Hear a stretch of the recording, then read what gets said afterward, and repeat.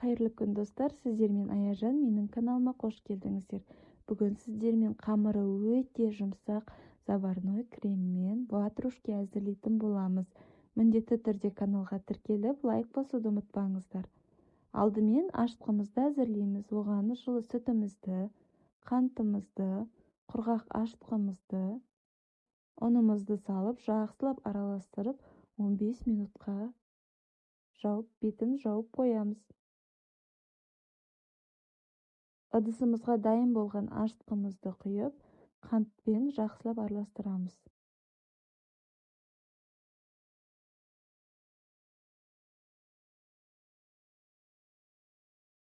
Жұмыртқамызды саламыз.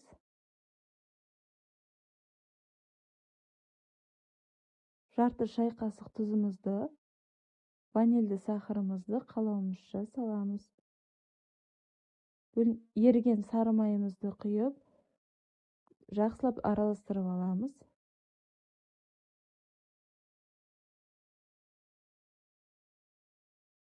Електен өткізілген ұнымызды салып, жұмсақ қамыр илейтін боламыз.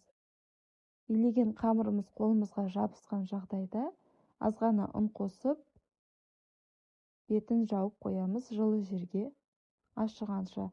Қамырымыз ашығанша заварной кремімізді әзірлеп аламыз. Жұмыртқаның сарысына қантымызды жақсылап араластырамыз. Сүтіміздің азғана бөлігін құйып, ұн салып, жақсылап араластырып, сүттің көп бөлігіне, газге тұрған сүттің көп бөлігіне жаңағы дайындаған затымызды араластырып, заварной крем әзірлейтін боламыз. Креміміз қайнағанша, қоюланғанша міндетті түрде қозғап тұрамыз, себебі асты жабысып қалуы мүмкін. Беті бұрқылдай бастаған кезінде өшіріп, салқын жерге қойып қоямыз. Креміміз суығанша бетіне себетін сеппемізді дайындаймыз. Бөлме температурасындағы сары майға қантымызды, ұнымызды салып, жақсылап еземіз. Қамырымыз ашыды. Енді бұны бөліктерге бөлеміз. Осы рецептпен 12 штук ватрушки шығады.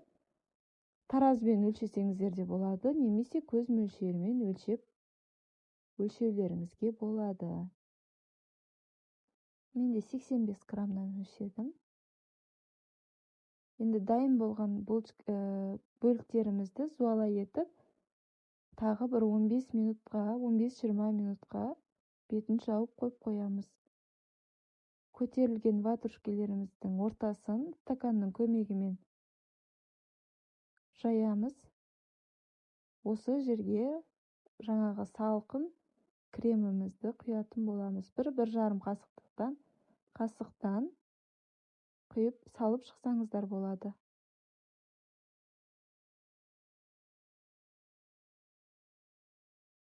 Уақытта пешіңізді міндетті түрде қыздырып қойыңыздар. 200 градуста 35-40 минутта пісіп шығатын болады. Енді жаңағы кремімізді жағып салып болғаннан кейін сеппемізді, штрейзерімізді бетіне сеуіп шығамыз. Барлығын сеуіп болғаннан кейін жұмыртқаның сарысымен қамырымызды жағамыз.